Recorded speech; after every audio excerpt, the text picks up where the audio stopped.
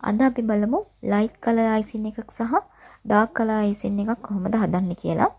ඉතින් මේ තියෙන්නේ මම හදාගත්ත මගේ බටර් අයිසින් එක. මේකට පින්ක් කලර් චුට්ටක් දාලා අපි ස්පැචුලා එකෙන් හොඳට මිශ්‍ර කරගන්නවා. ඉතින් මේක වලට බීටර් එකෙන් මිශ්‍ර කරගන්නත් පුළුවන්. ඉතින් අද නම් මම මේකේ ස්පැචුලා එකෙන් තමයි මිශ්‍ර කරන්නේ. ඉතින් මෙන්න මේ විදිහට හොඳට කට් ඇන්ඩ් ෆෝල්ඩ් ක්‍රමයට අයිසින් එක ඔයාලා හොඳට මිශ්‍ර කරගන්න. ඊට පස්සේ ඔයාලට අයිසින් එක අවශ්‍ය කලරින් එක එනකම් කලරින් චුට්ටි චුට්ට දාලා හදාගන්න. ඉතින් මම ඔන්න තවත් පොඩි ප්‍රමාණයක් කලරින් ඇඩ් කරලා තමයි මේ ආයෙ මිශ්‍ර කරන්නේ.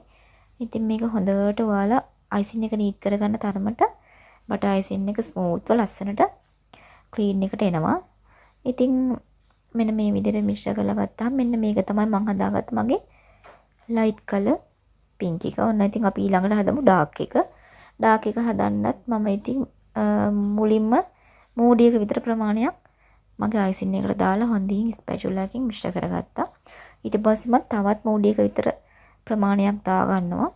දාලා හොඳින් ස්පැචුලා එකකින් මෙන්න මේ විදිහට මිශ්‍ර කරගන්නවා. ඉතින් මේ අයිසින් එක දියවන ප්‍රශ්නේ කිසිම ප්‍රශ්නයක් නැහැ.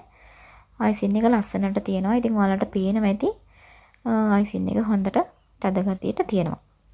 ඉතින් මෙන්න මේ විදිහට හොඳට ස්පැචුලා එකකින් මිශ්‍ර කරලා ගන්න. ඉතින් මේ තියෙන්නේ මම හදාගත්ත මගේ ඩාර්ක් කලර් පින්ක් එක. ඉතින් මම මේ දෙක හදන්න යූස් කරලා තින්නේ රසාකෝ බ්‍රෑන්ඩ් එකේ රෝස් පින්ක් කියන පින්ක් කලරින් එක. ඉතින් මේ තියෙන්නේ මම හදාගත්ත ලයිට් පින්ක් සහ ඩාර්ක් පින්ක්.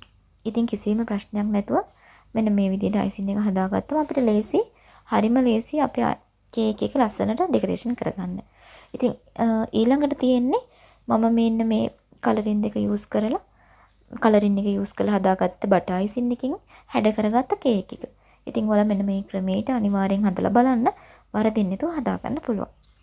එහෙනම් අදට